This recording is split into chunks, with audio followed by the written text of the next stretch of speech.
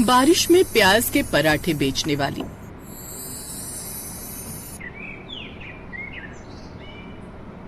नंदिता अपने पति और अपनी बेटी जूही के साथ रहा करती। नंदिता का पति मजदूरी किया करता था और नंदिता बाजार में पराठों का ठेला लगाया करती थी। दोनों मिलजुल कर अपने घर का खर्च चलाया करते थे। नंदिता के पराठे बहुत अच्छे बिका करते थे। आज भी नंदिता गोभी के पराठे बेच रही थी। तभी दो लड़कियां आती हैं और कहती हैं, लाओ नंदिता दीदी, जरा गोभी के पराठे मुझे भी खिला दो। आपके हाथ के पराठे तो सच में लाजवाब होते हैं। मन तो करता है बस खाती रहो। तुम बिल्कुल सही कह रही हो, दीदी के पराठे में जादू है जादू। एक बार कोई खा ले तो दोबारा खाए बिना रह नहीं पाएगा। नंदिता दीदी अब जल्दी से पराठे लगा दो, क्योंकि अब आपके पराठे की खुशबू सूंघकर हमसे रहा नहीं जा रहा। हाँ बहन, अभी लगा देती हूँ। नंदिता दोनों लड़कियों के लिए गोभी के पराठे लगाती है। दोनों लड़कियाँ खाती हैं और नंदिता की बहुत तारीफ करती हैं। तब दूसरी लड़की कहती है, नंदिता दीदी, पराठे तो आप बहुत अच्छे बनाती हो, लेकिन अब तो बारिश का मौसम शुरू हो गया है। अब तो गोभी और बाकी सब्जियों में कीड़े आने लगेंगे, फिर भला आप कैसे पराठे बेच पाओगी? बहन जी, मैं अपने ग्राहकों को हमेशा अच्छा ही खिलाती हूँ और इसी से मेरी पहचान है। अब बारिश में जब सब्जियों में कीड़े आने लगेंगे तो फिर मैं वो सब्जियाँ इस्तेमाल नहीं करूँगी। बाकी देखते हैं आगे। लड़कियाँ पराठे खाकर चली गयी। तभी अचानक झमाझम बारिश शुरू हो गई। अब नंदिता फटाफट अपने ठेके को बंद करती है और ठेले के साथ अपने घर आ जाती है। अगले दिन जैसे ही नंदिता सोकर उठती है तो वो देखती है कि बाहर बारिश हो रही है, जिसके बाद वो परेशान हो जाती है, क्योंकि अब तो बारिश का रोज आना आम बात हो गई। पर इस बात से नंदिता काफी परेशान हो जाती है, क्योंकि नंदिता के पराठे बिकने भी बहुत कम हो गए थे। एक दिन नंदिता का पति उमेश बोला, नंदिता, बारिश का मौसम शुरू हो चुका है। अब तो मुझे भी मजदूरी का काम नहीं मिलेगा और तुम्हारे पराठों का ठेला भी कम चलेगा। समझ नहीं आ रहा कि घर का गुजारा कैसे चलेगा। हाँ जी, बात तो आप सही कह रहे हैं, लेकिन ये तो भगवान की मर्जी है। अब इसमें हम क्या कर सकते हैं? आप अभी ये सब टेंशन छोड़िए और खाना खाइए। नंदिता दोनों के लिए खाना लगा देती है। तभी नंदिता की बेटी जूही कहती है, माँ, आपने आज जो मूली के पराठे बेचने के लिए बनाए थे, क्या उनमें से कोई भी पराठा नहीं बचा? मुझे पराठे खाने हैं। आपके हाथों के पराठे मुझे बहुत पसंद है। हाँ मेरी बच्ची, मैं तुम्हें अभी पराठे निकाल कर देती हूँ। इतना बोलकर नंदिता ने पॉलिथीन से 2 पराठे निकालकर गरम किए और बेटी को देते हुए बोली, मुझे पता था कि तुझे मेरे हाथों के पराठे बहुत पसंद है और तू खाए बिना मानेगी नहीं, इसलिए मैं तेरे लिए 2 पराठे बचा कर ले आई थी। एक तू खा ले और एक पिताजी को दे दे। अब जूही वो एक पराठा खा लेती है और दूसरा अपने पिताजी को दे देती है।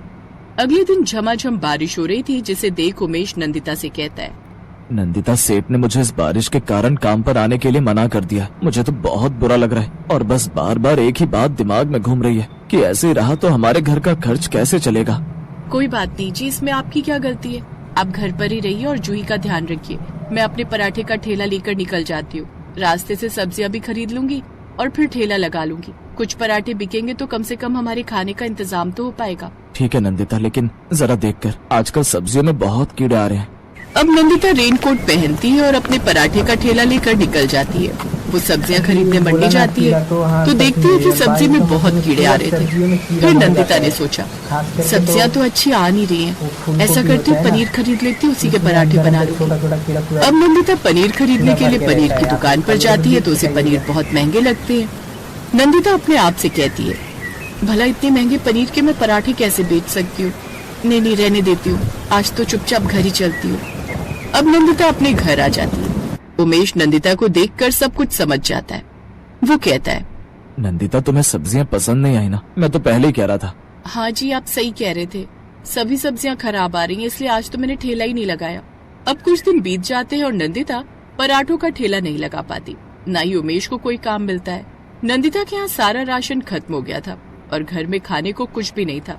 ये देखकर उमेश कहता है, नंदिता, मुझे माफ कर दो, मेरी गलती है कि तुम लोगों को कमाकर खिलाना मेरी जिम्मेदारी है, लेकिन मैं ही अपनी जिम्मेदारियां पूरी नहीं कर पा रहा हूँ। ऐसी कोई बात नहीं है जी, और आप क्यों परेशान होते हैं?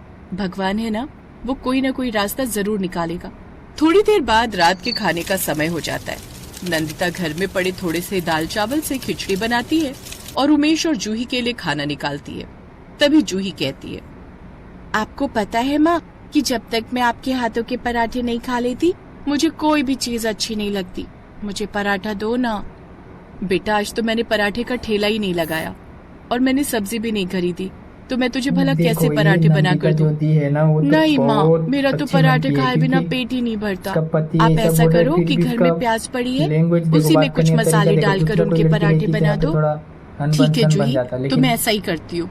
अच्छी अब है। नंदिता प्याज के बारीक बारीक चलो लच्छे आगे देखते काटती है हैं। और उसमें पिसी मिर्च, नमक और कुछ चाट मसाला, अमचूर ये सब डालकर प्याज का पराठा बना देती है और उमेश और जूही दोनों को खाने को दे देती है। जूही और रमेश ने प्याज का पराठा खाया तो उन्हें बहुत पसंद आया।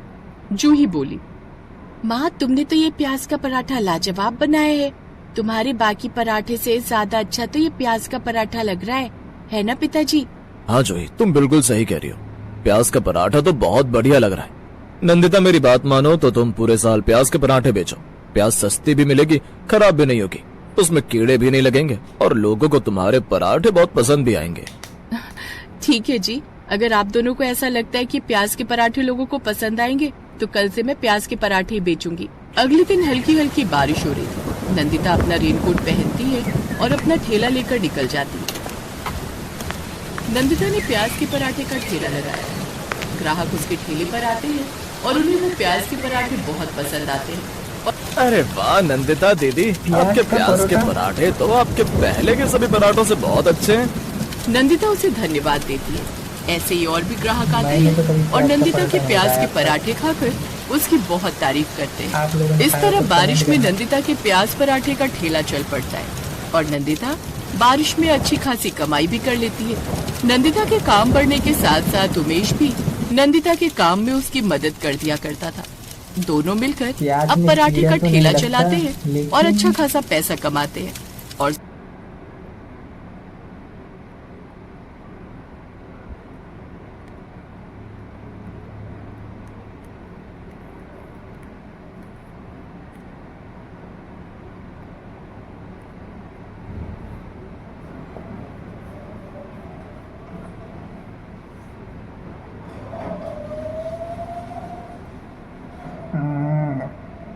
प्याज का परोठा लोगों को पसंद आया लगता है। बारिश का मौसम में परोठा का खाने का मजा ही आ रहा कल।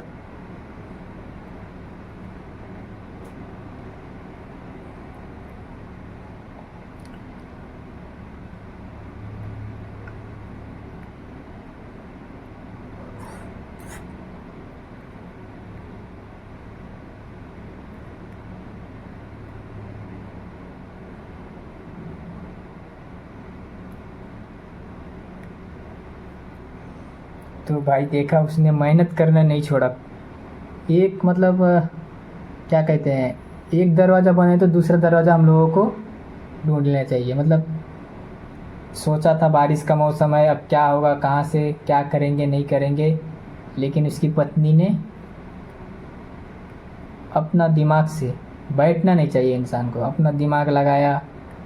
अगर सब्जी महंगा है तो चलो पनीर ले लेते हैं, तो वहाँ पे पनीर के दुकान में गई तो पनीर का कीमत बहुत ज़्यादा था। उस वहाँ से तो वो ख़रीदा नहीं, फिर घर आ गई तो सोचने लगी अब क्या करूँ क्या करूँ। तो उस बच्ची ने प्याज का परोठा मांगा, पराठा। उस बच्ची को प्याज का परोठा बना के खिलाया, उसको पसंद आया। फिर उसे देख के दुकान में वैसा बना के दिया, कस्टमर लोगों को भी पसंद आया, खाने का मज़ा भी लिया। तो भाई लोग आज के लिए इतना ही। अगर वीडियो पसंद आए तो लाइक शेयर ज़रूर करना, कमेंट ज़रूर करना।